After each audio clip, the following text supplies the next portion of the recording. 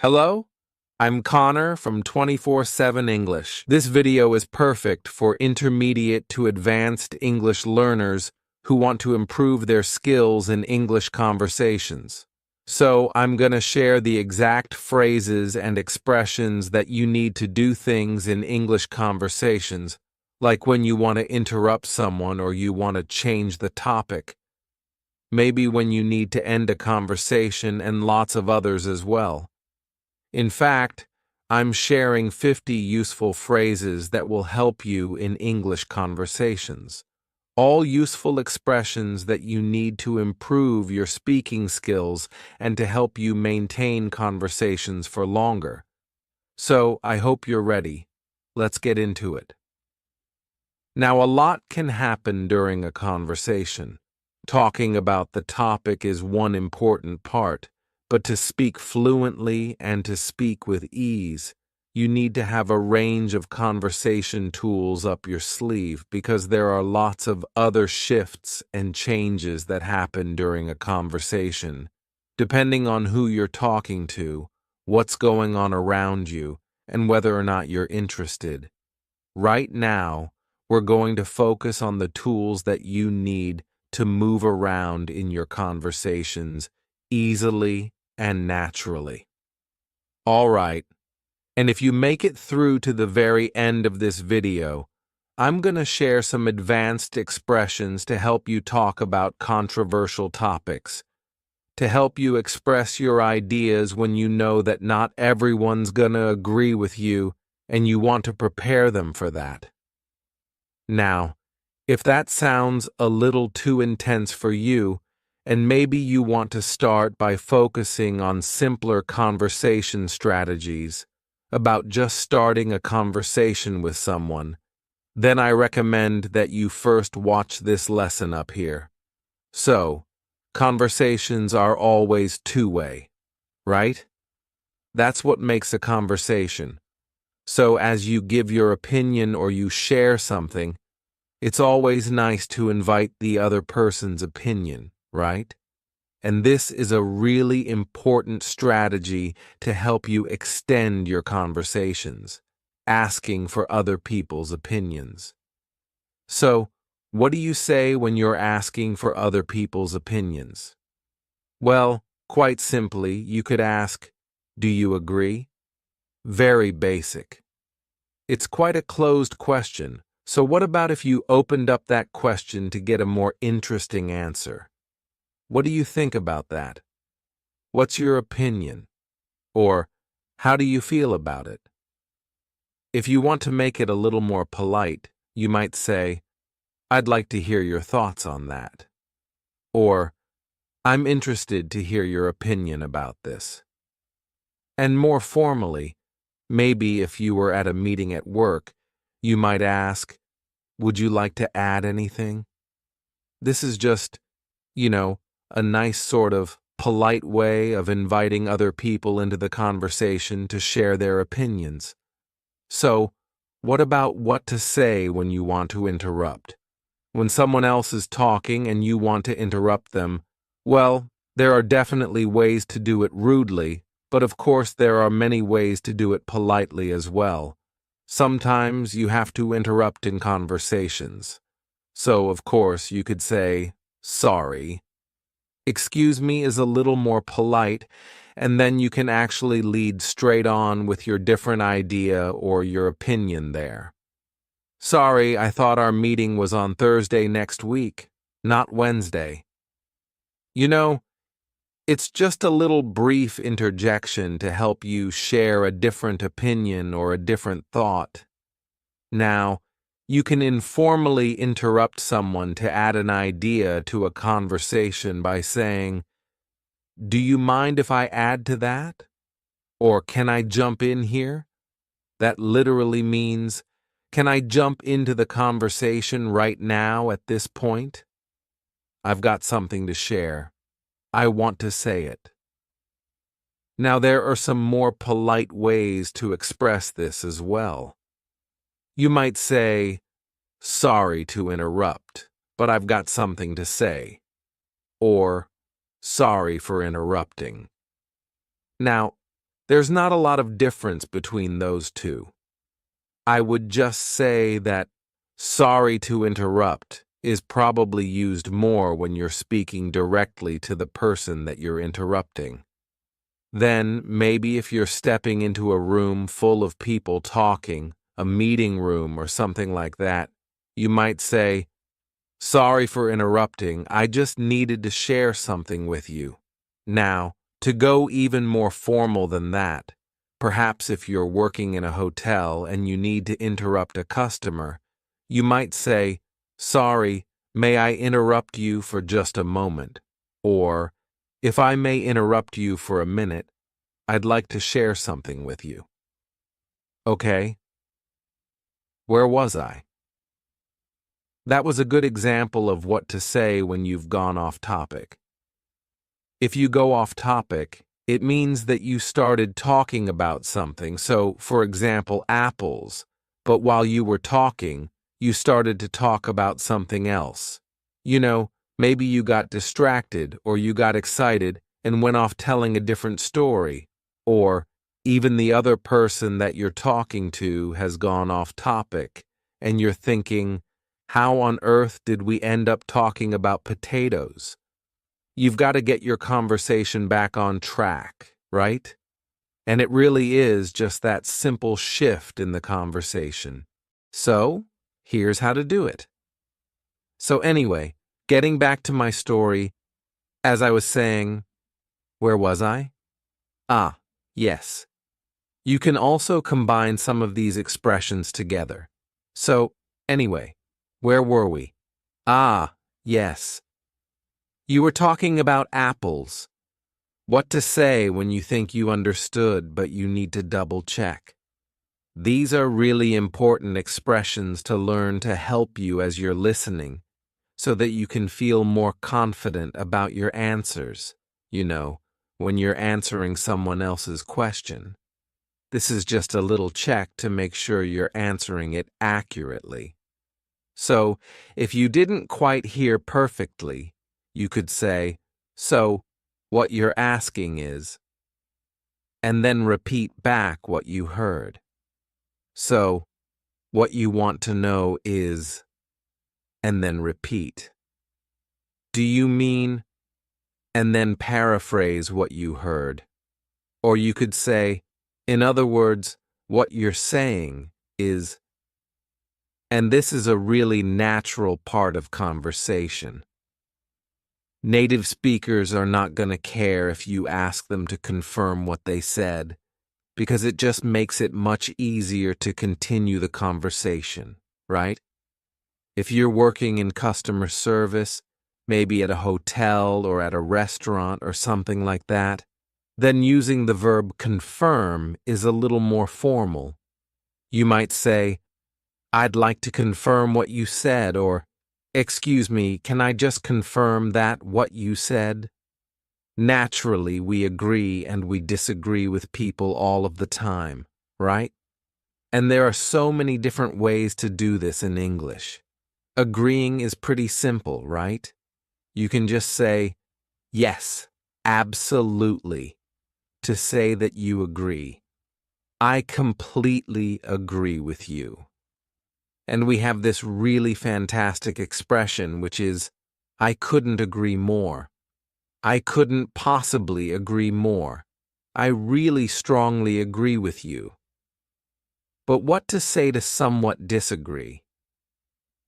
Now, all of these examples are ways to say that you accept some of the ideas that the other person has shared, but you don't completely agree with them.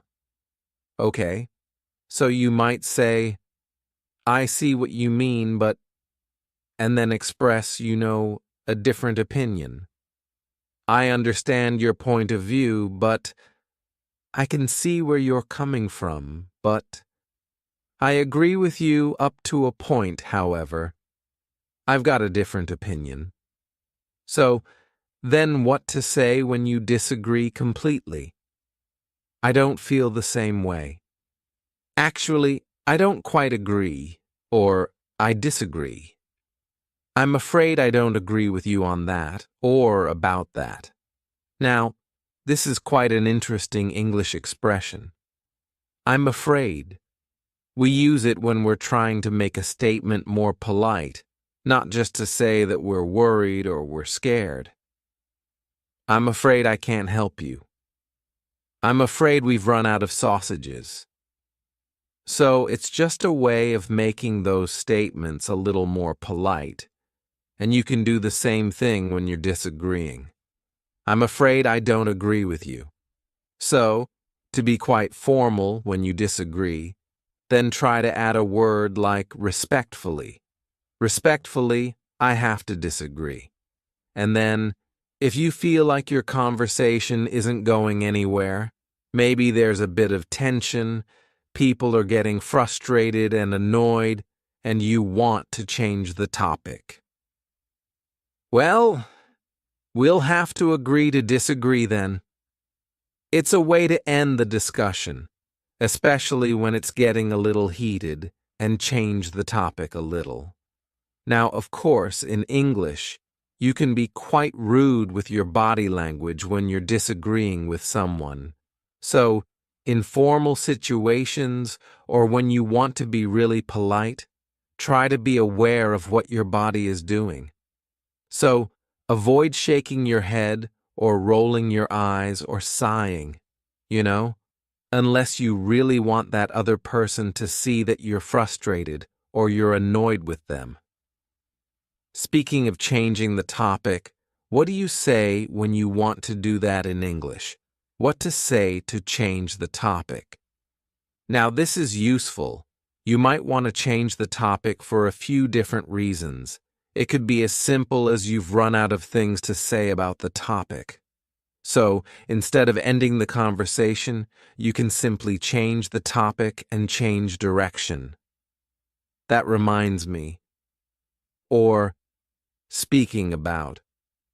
Or, speaking of that. This is a really useful expression or a way of, kind of linking two ideas in a conversation.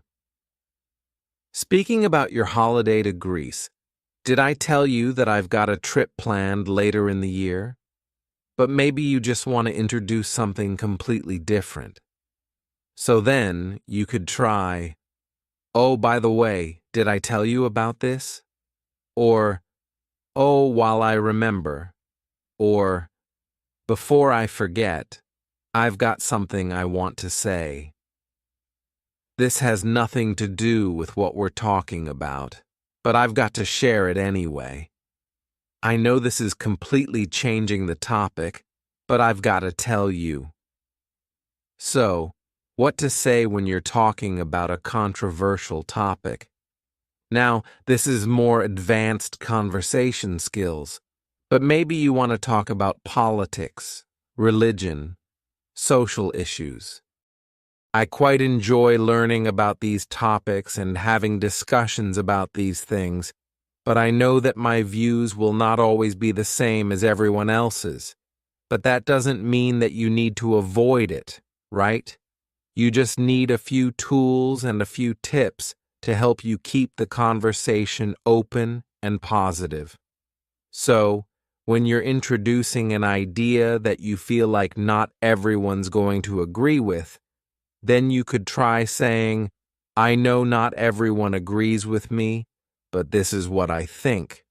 Or, "I know this is a contentious issue," and then go on to explain. It might be an unpopular opinion, but I strongly believe I don't see eye to eye with everyone on this matter, but I think it's really important to discuss this. Whilst you may not agree with my views, I'm definitely interested in hearing yours. I'm not trying to ruffle anyone's feathers here. This is a fun little idiom to say. I'm not trying to make anyone upset or angry, I'm just sharing a different opinion. I'm not intending to ruffle anyone's feathers. What to say when you want to end a conversation? Having one of these simple expressions on hand will help you to politely end a conversation and move on. Right. We don't want to get stuck in a conversation. Well, I'd best be off.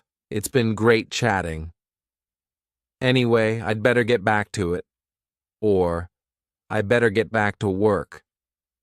I'm so glad I ran into you. It's been great catching up. I'll see you soon. So, there you have it. That was over 50 common phrases to help you have more advanced English conversations and help you to maintain those conversations even longer. Now, all of these tools are ones that native English speakers use all the time in conversations. So, listen out for them in movies and podcasts. Try to hear them in context. Now, definitely don't try and learn all of them at once. Okay? Not all 50 phrases at once, but definitely choose a couple of them from each category and really start to get familiar with them and how to use them. You guys know that you can catch me over on Instagram and on Facebook, and make sure you take a look at the Ladies Project too. I've linked to it up here. You can catch the Ladies Project on Instagram as well. And as always, you can keep practicing with me right now, right there in that lesson. Lesson number 2. Do you feel frustrated when you get stuck in English conversations? You want to keep your conversation going, but you don't know what to say. Or maybe you freeze because you don't understand them. You completely forget your words. You don't know what to say, or they don't understand you.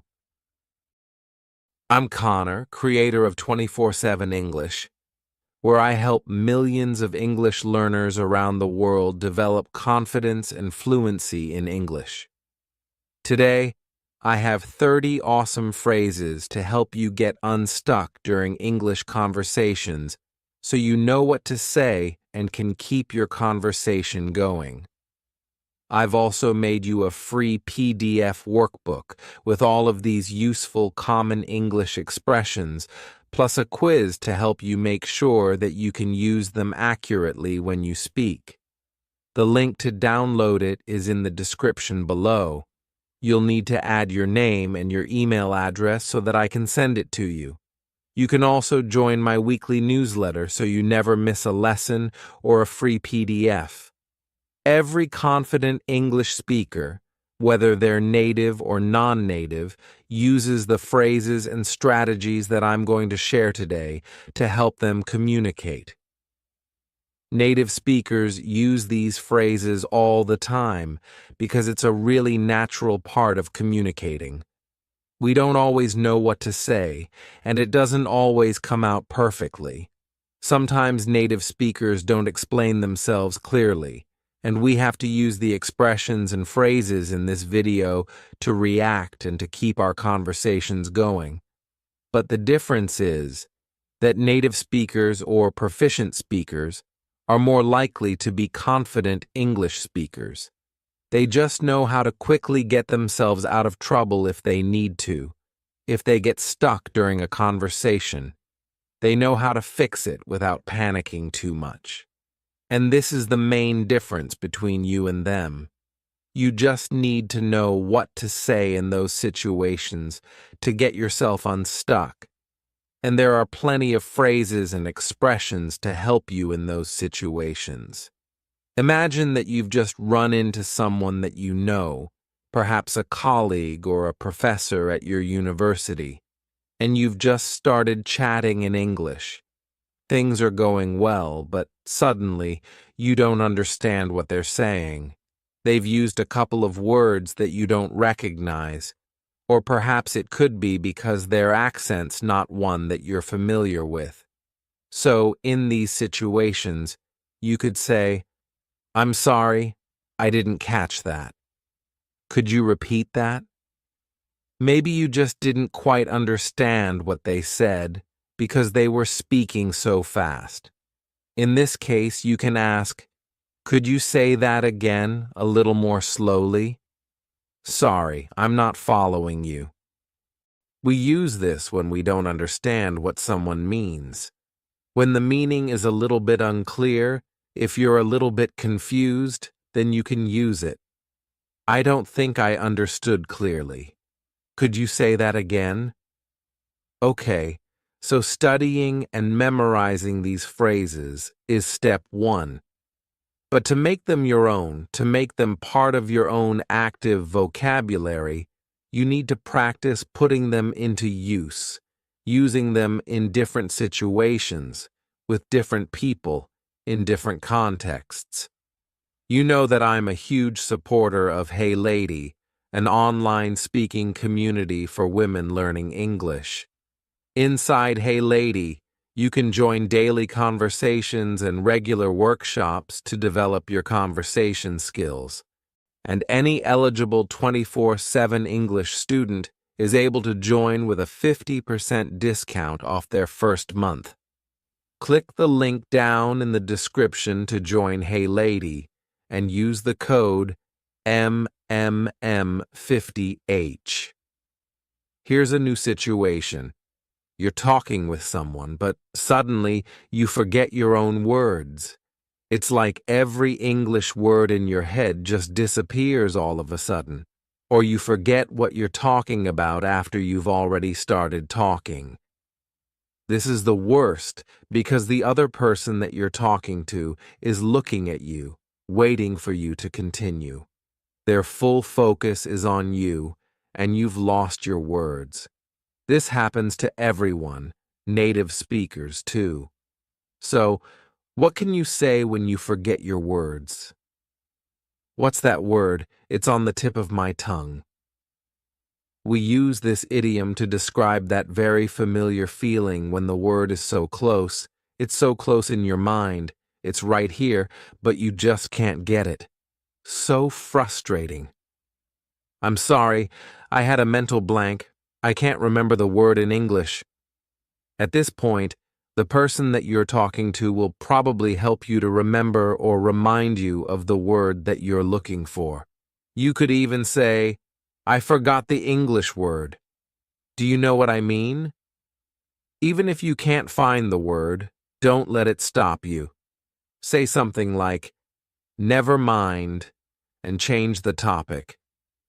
Tell me about the new project you're working on. Never mind, it might come back in a minute. This will help you to change the topic and keep moving forward in your conversation. You don't need to get stuck. Sometimes it's not just a word that you've forgotten, but you completely forget what you were talking about altogether. When this happens to me, I just say, hang on, let me start over. Let me try that again. Oh, I completely lost my train of thought. Hopefully, it'll come back to me in a moment. You have the choice to feel embarrassed and get frustrated with yourself, or you have the choice to just hit that reset button. You just need to signal what happened to the person that you're talking to so they know what's happening. But then the conversation can keep going. Listen to what I say, but also how I say it. Notice that I'm not taking myself too seriously. I'm using facial expressions just as much as the words that I'm choosing to help communicate what's happening. And this is a really important point. Honesty is really important in conversation. If someone is listening to you speak, and then, for some reason, you get stuck, all of those expressions that we just went through will help you to explain what happened and give some clues to the person listening so that they can help you out. And let's be honest, it's going to happen to you a lot on your journey to English fluency. And once you're fluent, it's still going to happen. Fluency does not mean perfect. It just means that you have all of the phrases and expressions that you need to have successful conversations in English, even when you mess up.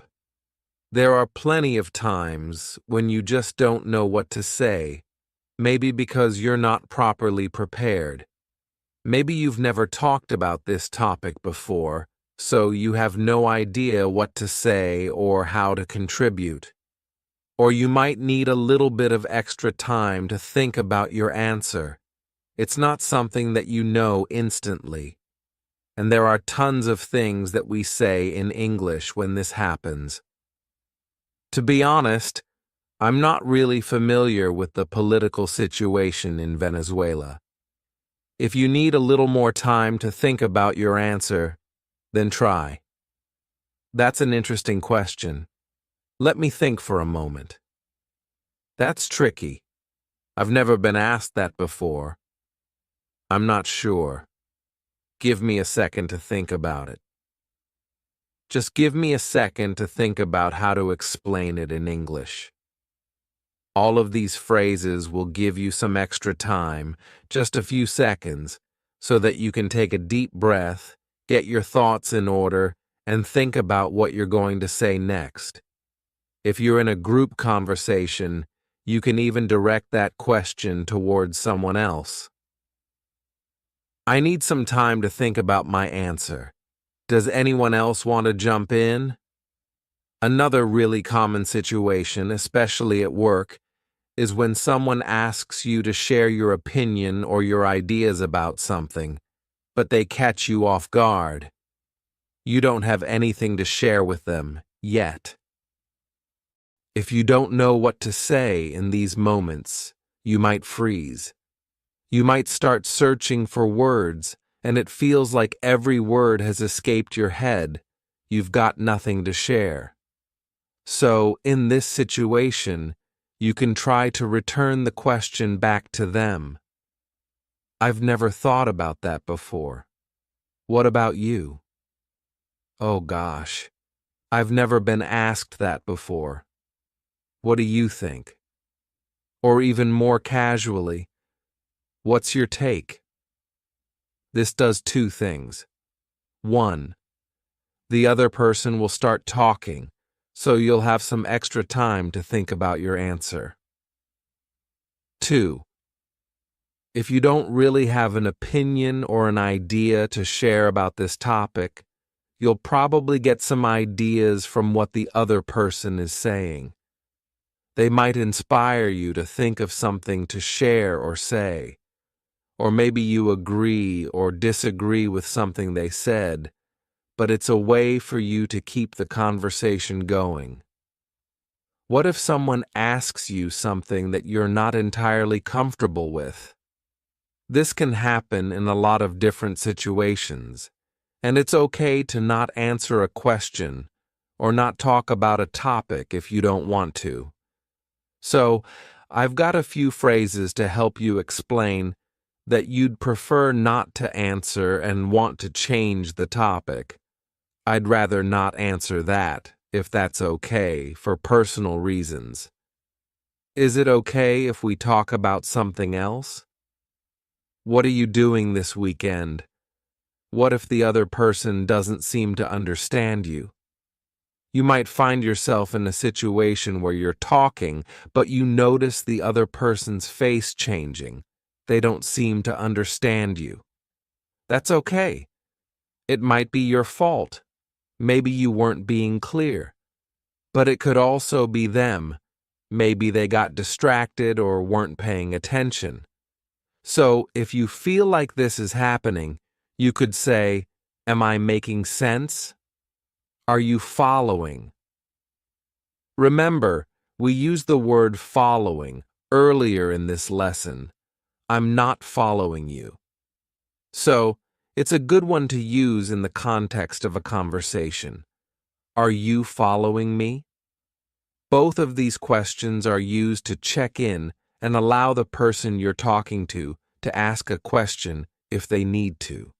If you're really confident that they are not following, you could say something like, "I don't think I'm being very clear.